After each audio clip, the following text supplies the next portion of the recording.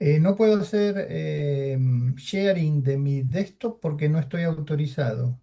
Ya le... Ahora sí.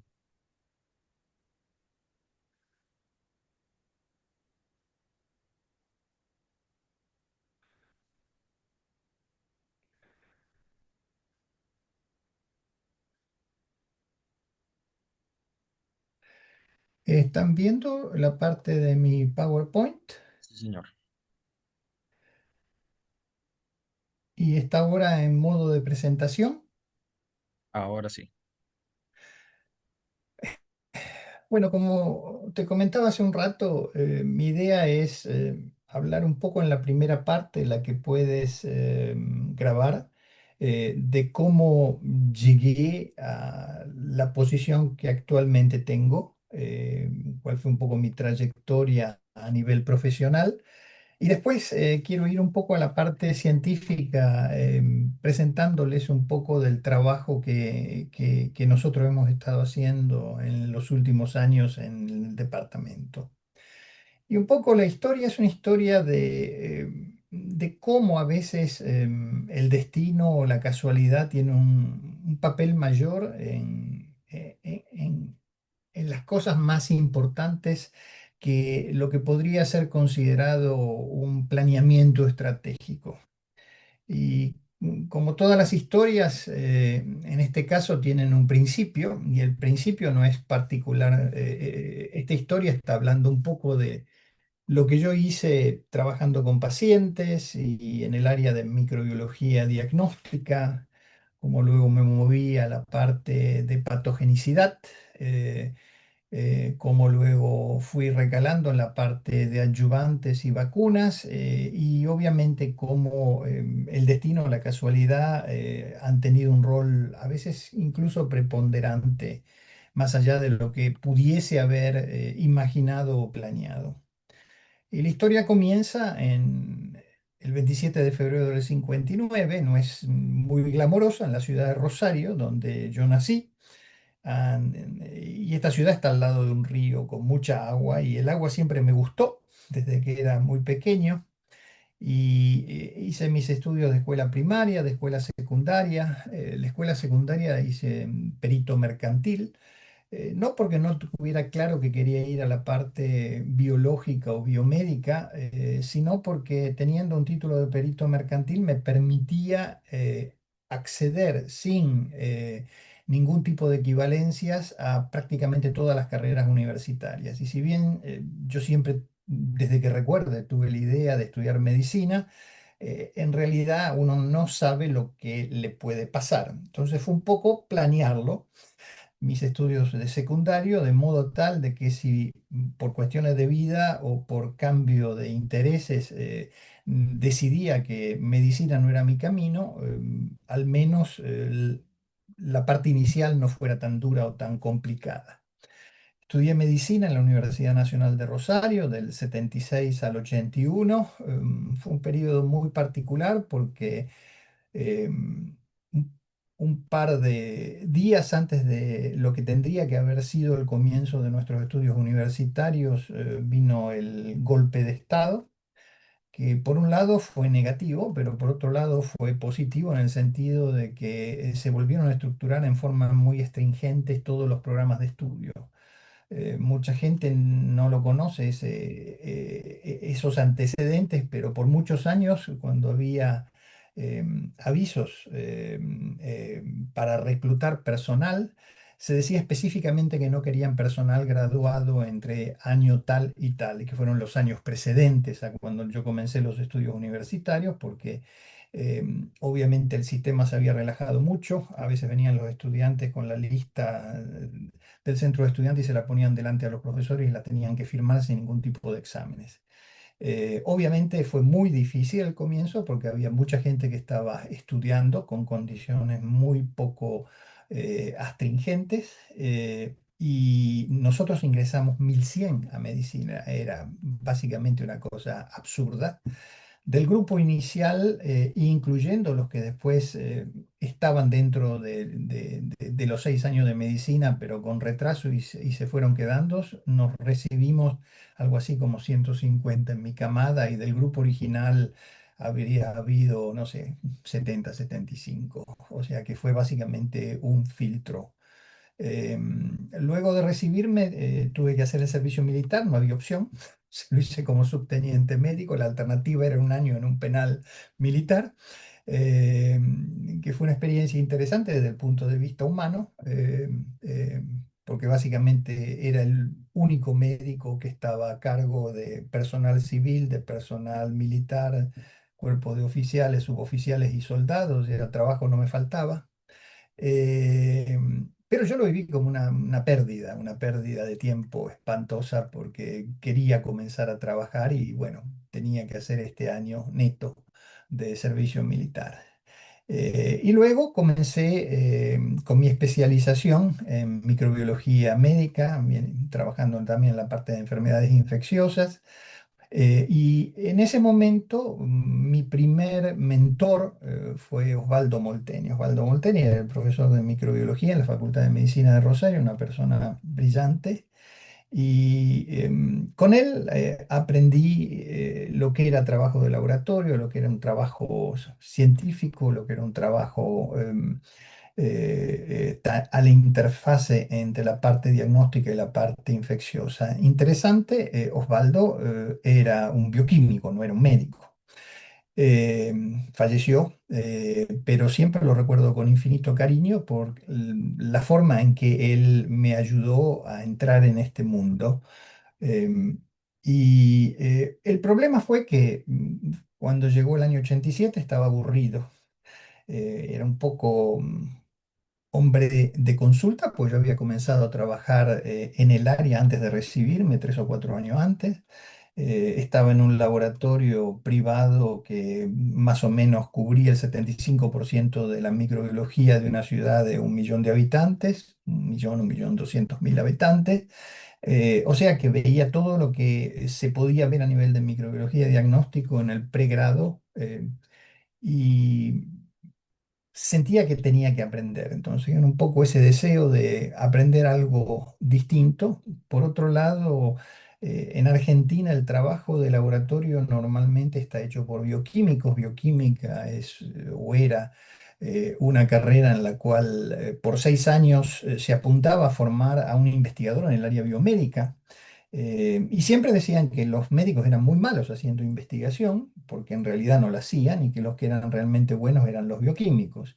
Tengo que decir que la formación de los bioquímicos era definitivamente superior. Los médicos teníamos una sola materia que era bioquímica o química biológica.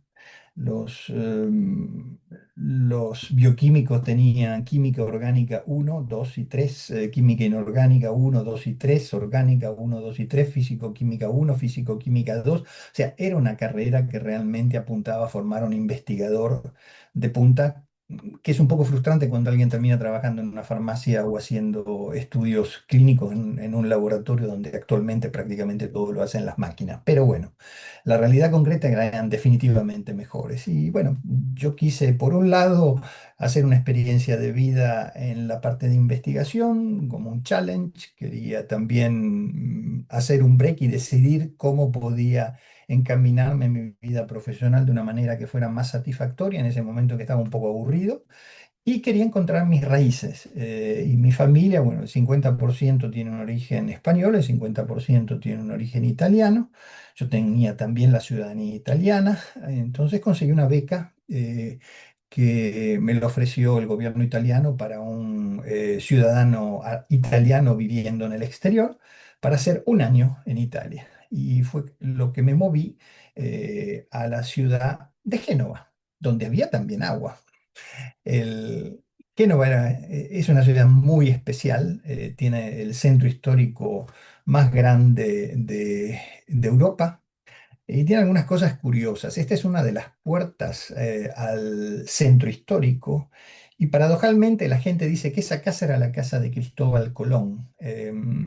Me parece un poco raro que Cristóbal Colón viviese justo afuera de las puertas de Génova, pero eso es lo que dicen ellos. Tengo mis serias dudas. Y Génova es un poco particular porque la idea de una gran universidad, un gran puerto, es que es una ciudad muy abierta, muy cosmopolita. La realidad es que el genovés es muy cerrado.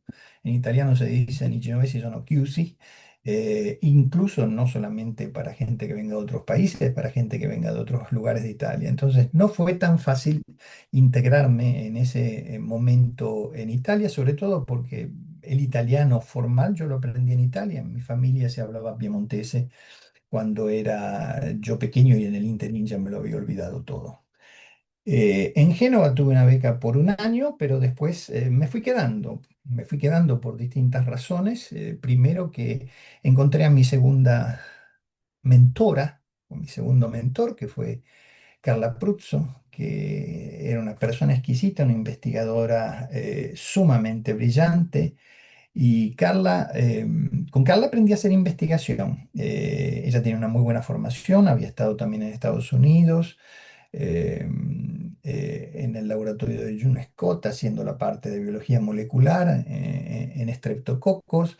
eh, y yo me encontré en Génova con una situación un poco particular. En Argentina, para sobrevivir, trabajaba a nivel privado y tenía un poco como hobby, como interés personal, la parte docente en la universidad, pero eso comportaba que estaba básicamente todo el día como bola sin manija de un lado para otro bajo un gran estrés.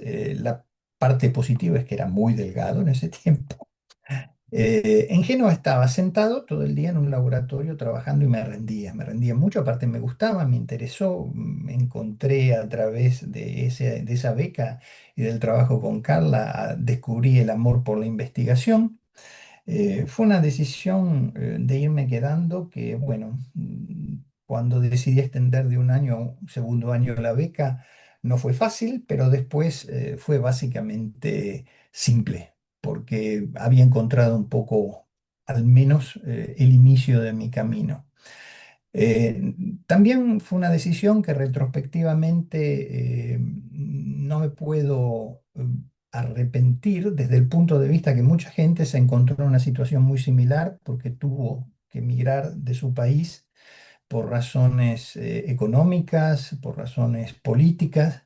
En mi caso, desde el punto de vista económico, el tomar esta beca y haber dejado mi trabajo de Argentina fue la ruina económica, porque estaba básicamente con una beca que era muy, muy pequeña y en Argentina en ese momento estaba ganando muy bien, o sea que no hubo motivación económica.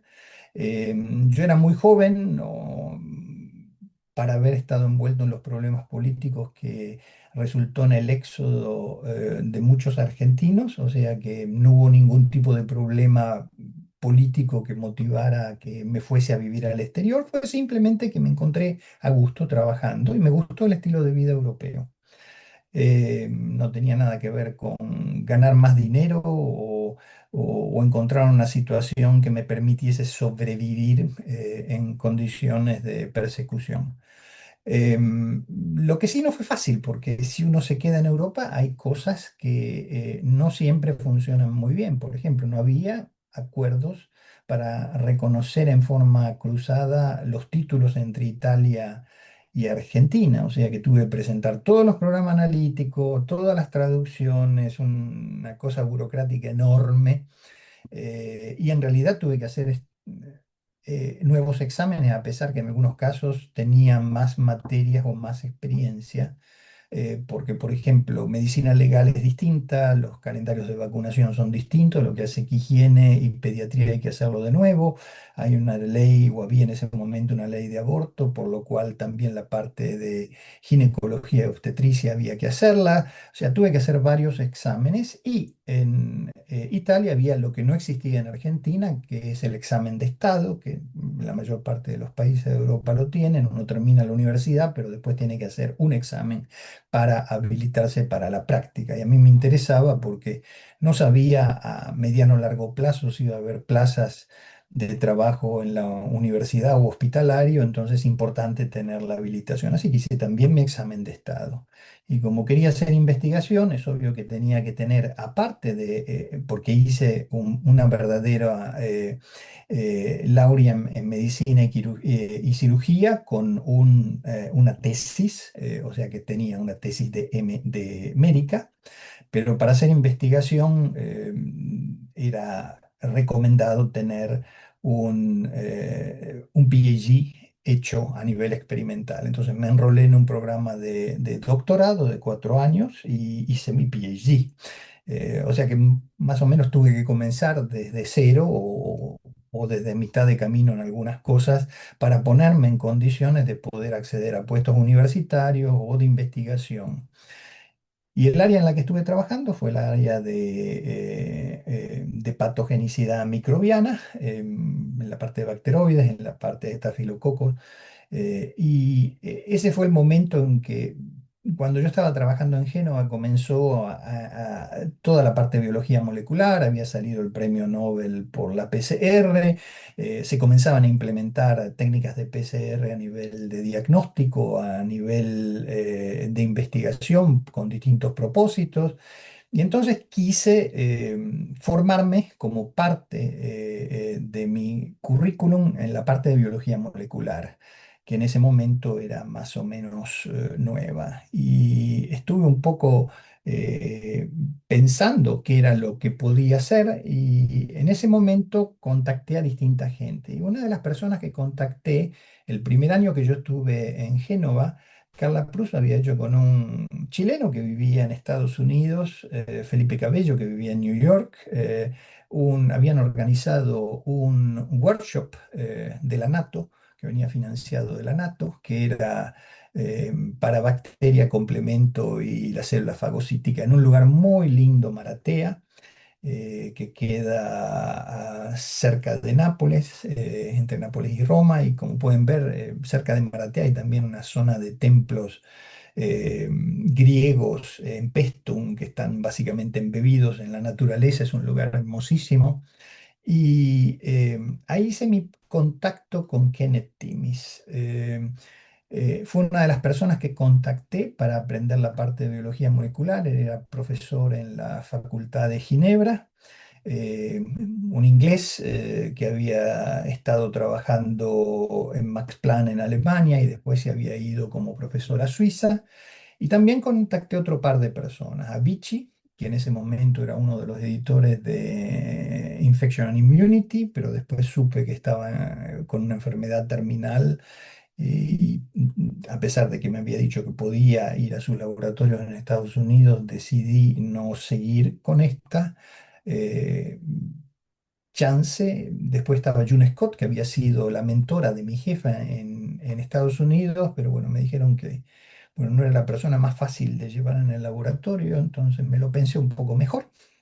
Y la tercera persona que había compartido, que había contactado, o la cuarta, fue Staffan Norma, que también me dijo que sí, que podíamos entrar en discusiones. Él fue la persona que más o menos con Catherine Svanborg habían eh, hecho toda la parte de patogenicidad y de biología molecular de las Escherichia coli que causan infecciones urinarias de la urinary tract infection. Y el problema fue que Staffan se estaba moviendo de Suecia a Estados Unidos y estaba en ese momento en Umeå, que está muy cerquita por arriba del Círculo Polar Ártico, por lo cual no me pareció la decisión más sabia seguir en negociaciones con él y terminar en Umeå cuando mi jefe o mi mentor iba a estar en Estados Unidos, que en realidad fue lo que pasó. Entonces, bueno, seguí mi contacto con Kenneth Timis, y ese soy yo cuando vivía en Génova. Y como se pueden dar cuenta, no había estrés, no tenía el estrés que tenía en Argentina, estaba muy tranquilo, había un buen equilibrio en lo que entre vida privada y trabajo. Y la verdad que Génova queda en un lugar muy simpático, donde en pocos minutos en tren uno llega a lugares hermosísimos como las Cinque Terre, donde sin mucho dinero puede pasear y pasarla muy bien. Ken, en el interín, que con todas estas negociaciones que hubo, se había movido de Ginebra a Alemania como vemos un poco mi decisión era ir a Ginebra, terminé yendo a Alemania, que no lo tenía ni siquiera pensado o fichado. Y lo hice con un contrato de trabajo de la Comisión de la Unión Europea o de la Comisión Europea en ese momento, que me permitía trabajar en Alemania con un muy buen sueldo, por el cual no se pagaban impuestos.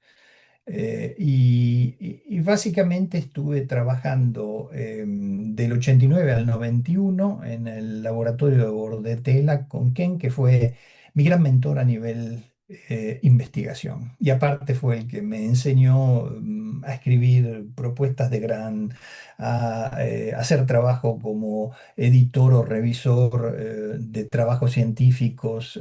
Fue una persona determinante en mi formación profesional, que muy generosamente se abrió y me ayudó a crecer. Eh, en efecto, cuando yo terminé mis 2 años en Alemania, me ofreció un contrato permanente, que era algo bastante inédito, que yo rechacé porque en ese momento estaba mi primera esposa viviendo en Italia y pensé que el estilo de vida de Italia era más afín a mi mentalidad y había algunas promesas de tratar de conseguirme un puesto de profesor permanente en Italia. Así que regresé a Génova en el 92 y estuve hasta el 93. Las promesas no cristalizaron y mi mujer estaba embarazada, entonces volví a retomar mis contactos con Alemania y eso motivó que fuese en el 93 de regreso a Alemania. Y comencé trabajando en bordetela, pero después pasé a trabajar en Escherichia coli enterohemorrágica, en estreptococos piógenes, y de ahí pasé a la parte de adyuvantes y vacunas. Y a mitad de camino eh, entre el 2000 2005 cambió la dirección de nuestro instituto y vino como director científico. Seguía siendo mi jefe inicialmente Kenneth Timis, pero como director científico del instituto pasó a estar Rudy Balling. Y Rudy fue una persona muy especial. Esto era yo cuando recién llegué a Alemania a fines del 89, un grupo muy internacional, había gente de China, Sri Lanka, India, Australia, no solamente alemanes, un ambiente muy bueno en el cual la mayor parte de los científicos eran increíblemente generosos. Yo me acuerdo que tenía amigos míos que habían estado en el laboratorio de Galo, en el NIH, y decían que a veces tenían que tener cuidado de dejar todo encerrado bajo llave, que le miraban o le robaban los datos de los cuadernos, que a veces le cerraban el dióxido de carbono de los incubadores de células. Bueno, en Alemania, cada vez que pedí ayuda para algo, y honestamente yo estaba muy, muy, muy crudo, desde secuenciar, primer extension, expresión de proteínas, la gente fue muy generosa. Todos los científicos de mi departamento, de mi división, de otras divisiones, y me ayudaron muchísimo y en efecto pude sacar varios papers que no hubieran salido si no hubiera tenido la ayuda de terceros. Y ese fue mi primer estudiante de doctorado que me llevaba una cabeza en Hamburgo en invierno. Y este fue Rudy Balin. Rudy Balin era una persona muy especial, excelente como científico, pero aparte tenía un talento a nivel management que era extraordinario. Y Rudy también tenía una capacidad de convencer hasta los esquimales de comprarse una heladera. Y con él aprendí realmente lo que es Management and Science. O sea que básicamente a lo largo de mi carrera tuve gente muy generosa y con mucha capacidad que me ayudó a aprender, porque obviamente yo era consciente de que necesitaba aprender y aprender mucho. Y el tema de mi trabajo inicialmente en el segundo periodo en Alemania fue la actividad en el área de patogenicidad microbiana, pero luego, de nuevo, por casualidad, me desvié a la parte de adyuvante. Había un jefe de departamento, Peter Mühlrad, que hizo de un flop un éxito. Él estaba tratando de identificar interleuquinas que tuvieran un efecto en células y creyó que había identificado una nueva interleuquina eh, que activaba macrófagos. La realidad es que no tenía una nueva interleuquina que activaba macrófagos, lo que tenía era una contaminación de micoplasma y uno de los productos de degradación del micoplasma, el Macrophage Activating Lipopeptide, que terminó siendo un agonista de los Toll-like receptor 26, era el principio activo, o sea, pero él básicamente terminó aislándolo, caracterizándolo en un momento que todavía no se sabía nada de los TOL, terminó identificando cuál era el target celular y la actividad que hacía. Y él estaba interesado en la actividad a nivel de las células. Y a mí lo que yo le sugerí es, Peter, ¿por qué no vemos si esto puede funcionar como adyuvante? Y esos fueron mis primeros trabajos en la parte de adyuvantes, que fueron seguidos a posteriori de estudios tratando de ver los mecanismos de acción, el modo de acción, las funciones efectoras en distintas células, tratar de ver si los podíamos combinar con otras tecnologías como vectores o nanocarriers, y después utilizarlos como herramientas para desarrollar vacunas contra distintos patógenos virales, bacterianos o parasitarios. Más recientemente comencé otras actividades tratando de entender por qué no todos somos iguales a nivel de la respuesta a la vacunación, haciendo un profundo profiling, incluyendo multiomics en individuos que pertenecen al mismo grupo demográfico o al mismo grupo de pacientes, pero que tienen distintas respuestas a la vacunación, con la idea de identificar cuáles son los mecanismos subyacentes a esta respuesta que es distinta, para tratar de utilizar ese conocimiento para desarrollar vacunas que estén específicamente estructuradas para personas o individuos o pacientes que responden pobremente a la vacunación, o para identificar biomarkers que nos permitan establecer una nueva generación de point of care diagnostics para hacer un screening, selección y priorización de candidatos para vacunación.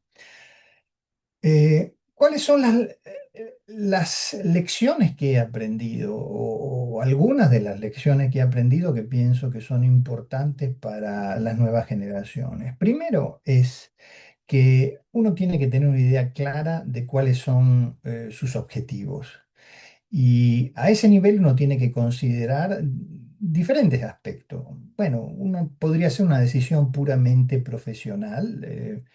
Yo he estado trabajando con una persona que era premio Nobel, pero no conozco mucha gente que ha ganado el premio Nobel y creo que todos los individuos tienen un potencial enorme, tienen muchas facetas como para estructurar su vida en función de un único aspecto de su potencial.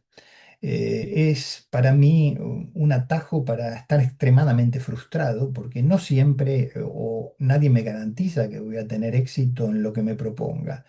Cuando más diversifico, más chances tengo que algo quizás no funciona o no funciona tan bien, pero hay otras cosas que me compensan en la vida.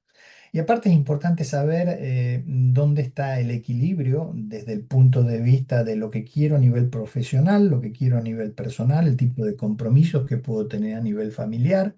A veces en una pareja la decisión se hace por el que tiene más chances de desarrollo al nivel económico. eh, mm, y muchas veces tiene que ver con el gusto. dos ejemplos personales. A mí en algún momento se me ofreció ser el director del Instituto de Tecnología ITQB, Instituto de Tecnología Bioquímica y Biológica en Oeiras, en Portugal. Y la verdad era una posición muy atractiva. Iba a ser el jefe de un grupo de 400 500 personas.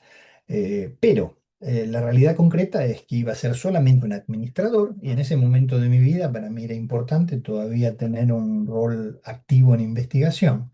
Entonces, con mucho dolor y después de haberlo pensado mucho, porque no eran realmente comparables, cuando me hicieron una contraoferta en mi instituto, me quedé en mi instituto trabajando, no porque la otra oferta fuera mala, sino que simplemente para mí en ese momento, sí, a nivel vivir, vivir en Portugal, cerca de Lisboa, a 5 minutos de la playa, con un estilo de vida muy latino, era un plus, pero desde el punto de vista personal me hubiera faltado lo que fue mi motivación fundamental para quedarme en Europa y no seguir viviendo en Argentina. Así que económicamente eran más o menos similares las dos, así que no había mucho, sí, había mucho para pensar, pero la decisión fue al final simple. Y una vez que uno toma una decisión, no existe que hubiese sido sí. Uno toma la decisión y no sabe jamás lo que hubiese podido pasar en positivo o negativo. O sea que mejor olvidarse y focalizarte en la decisión que uno tomó. La segunda decisión fue más tarde en mi vida. Me habían ofrecido ser vicepresidente de investigación en Vido, en Canadá, en Saskatoon. Sumamente atractivo, es un instituto que hace vacunas, punto. Con una gran trayectoria, vacunas, investigación y desarrollo para vacunas veterinarias, para vacunas humanas. Em, la decisión fue distinta. Me interesaba Canadá porque me permitía dejar de trabajar cuando yo quisiera, si yo quería, porque no tienen como existía en Alemania una edad más o menos compulsoria para retirarse y jubilarse. Pero por otro lado, a nivel impositivo era muy complicado con distintos techos dependiendo de lo que uno ganaba. Después, dependiendo de que uno seguía radicado ahí o no, cambiaba un poco las cargas impositivas cuando uno se retiraba. Y bueno, eso, los inviernos en esa zona de Canadá son 40 grados bajo cero. O sea que un poco estaba pensando una cosa en la otra. Al final me ofrecieron para quedarme una extensión de mi contrato más allá de mi edad compulsoria de jubilación. Me ofrecieron más dinero, me ofrecieron más recursos. Y creo que fue la decisión justa porque eso fue justo antes de la pandemia. Por lo cual no sé cómo hubiera funcionado o no hubiera funcionado una transferencia, una mudanza a Canadá, probablemente no hubiera funcionado en plena pandemia. Eh, la segunda parte, la segunda lección es que, bueno, uno tiene un plan A en función de todas estas consideraciones y cuando uno tiene este plan A, tiene que ser consciente que cada decisión que tomamos nos restringe el espectro de decisiones ulteriores.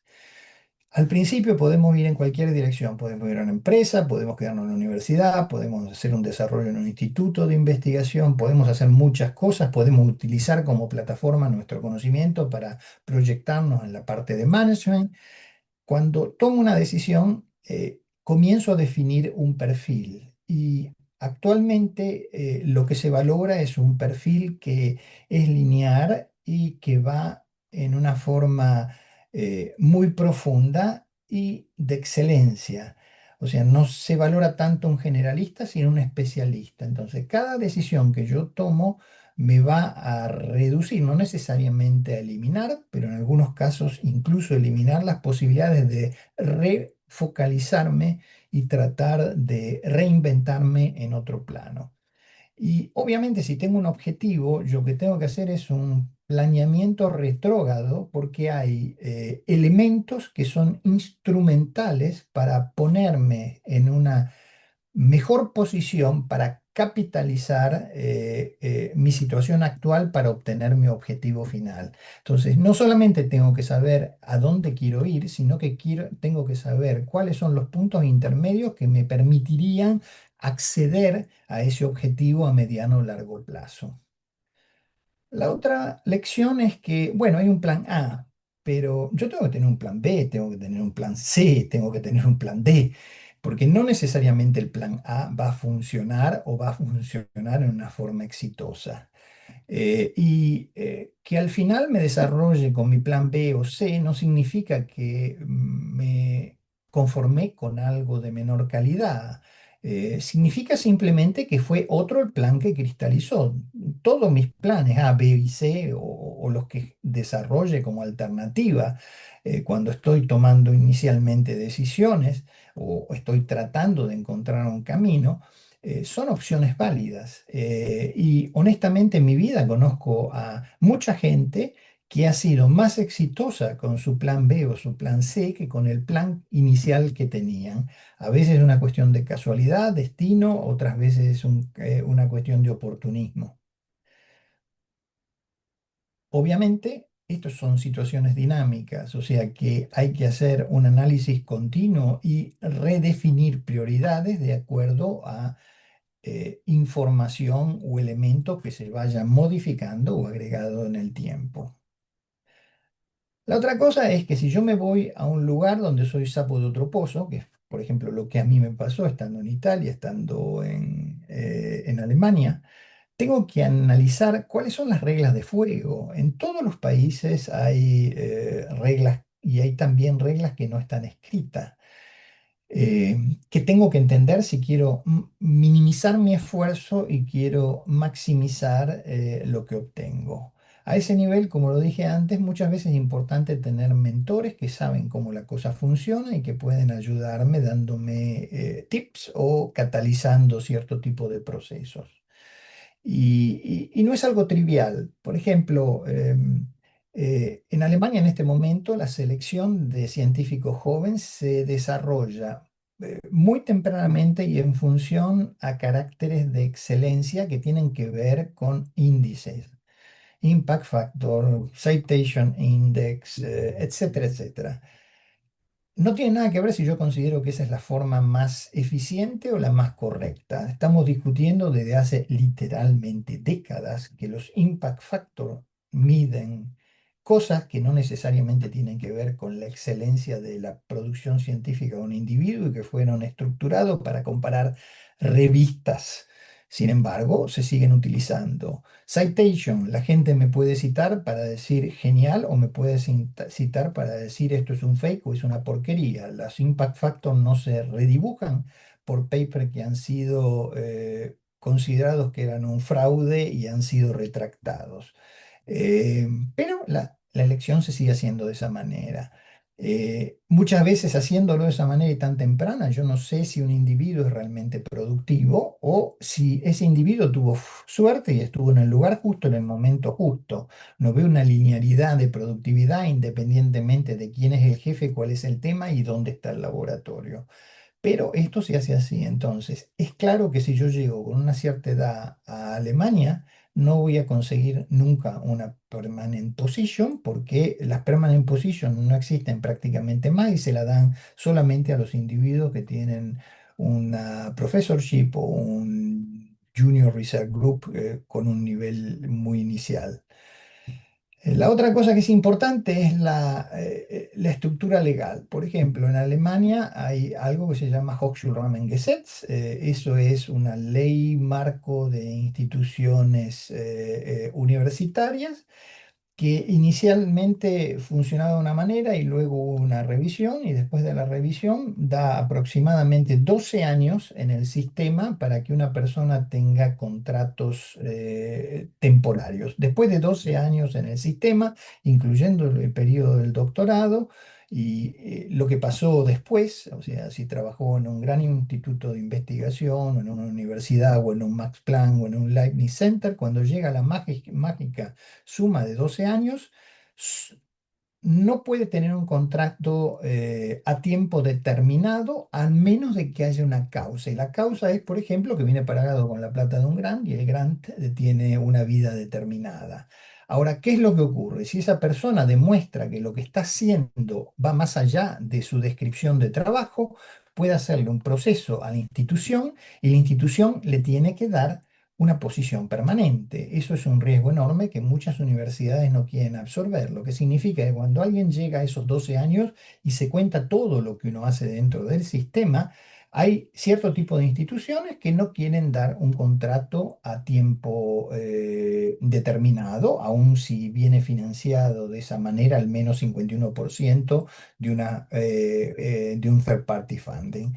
Y eso es más o menos cuando uno tiene entre 40 y 45 años, donde es difícil reinventarse en otro lugar. Entonces, es importante saber de que si uno viene a Alemania y estuvo como parte del sistema haciendo también su doctorado, tiene que apurarse y ponerse las pilas, porque si llega a una cierta edad y no tiene una posición permanente, es muy difícil que la tenga. La otra cosa es el sistema de pensiones. Los civil servant tienen un sistema de pensión que está exento de impuestos. Eso yo lo supe un poco tarde, aparte comencé un poco tarde con investigación en Alemania. La segunda vez que yo vine ya tenía 34 años, o sea que yo no estuve trabajando en institutos de investigación y tengo una professorship honorífica, pero no tengo una cátedra independiente en la universidad, sino que tengo una professorship en la universidad, pero no la cátedra, con lo cual no soy formalmente un civil servant, con lo cual no tengo las ventajas de pensión que tiene un civil servant. Entonces, uno también aprende. En su momento nadie me lo dijo, y cuando me lo dijo estaba más allá de los 50, con lo cual la situación cambia porque normalmente más allá de los 50 nadie toma a una persona dentro del sistema porque tiene que básicamente el gobierno de la región hacerse cargo de todos los aportes jubilatorios. La otra cosa que es importante es tratar de ver a dónde va la situación actual, ver cuáles son no solamente los trends actuales, sino de qué manera se puede ir desarrollando el campo para estar trabajando, por ejemplo, en algo que sea realmente on fashion y no en algo que venga percibido como irrelevante. Hay cosas que son enabling en el sentido que me permiten capitalizar y hay cosas que pueden ser un verdadero bloqueo. Y también lo que son los trends, ¿no? Y los trends a veces es difícil porque uno habla, por ejemplo, de artificial intelligence, tecnología, y la idea es, bueno, en este momento, ¿qué profesiones se van a modificar dramáticamente por el desarrollo tecnológico o trabajos también, no solamente profesiones, o el desarrollo de la inteligencia artificial? En modo tal de que va a ser muchísimo más difícil o casi imposible encontrar un puesto de trabajo. Mucha gente dice, bueno, los oficios es algo que siempre va a sobrevivir. Por el momento estoy de acuerdo. Otra gente dice, no, pero todo lo que tiene que ver con IT es algo que va a ser cada vez más y más requerido. Pero tengan en cuenta que, por ejemplo, Oracle ejecutó un layoff en marzo de 30.000 empleados, o sea, 18% de su fuerza de trabajo a nivel mundial, aunque afectó mayoritariamente India, y eso estuvo para enfocarse en un aceleramiento de las inversiones en inteligencia artificial. O sea que incluso áreas que uno podría considerar de que están en boga, pueden llegar a ser un no-go dependiendo de los trends y del desarrollo increíble que estamos viendo a nivel tecnológico.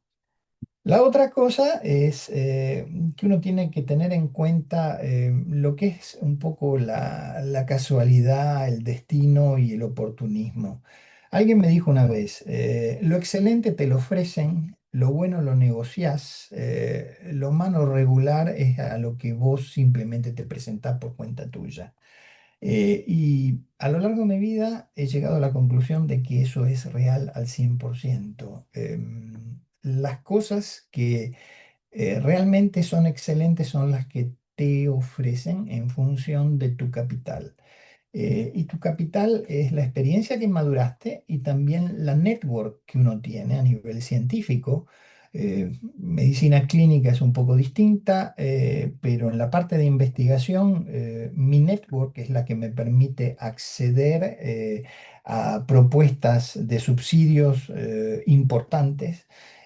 A veces es esencial, por ejemplo, todo el sistema o gran parte de los mecanismos de financiamiento en Europa van a través de dinero de la Unión Europea y se dan muchos millones, pero a network. Y entonces la network tiene que tener una cierta arquitectura para que sean aceptables desde el punto de vista de los países que están, la expertise que tienen, lo que está ofreciendo. Entonces, esos son también cosas muy importantes.